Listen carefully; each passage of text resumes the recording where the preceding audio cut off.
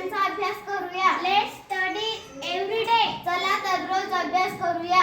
Let's colour the book. चला पुस्तकाला रंग देऊया. Let's colour the fruit. चला फळांना रंग देऊया. Let's colour carefully. चला काळजीपूर्वक रंग देऊया. Thank you friends.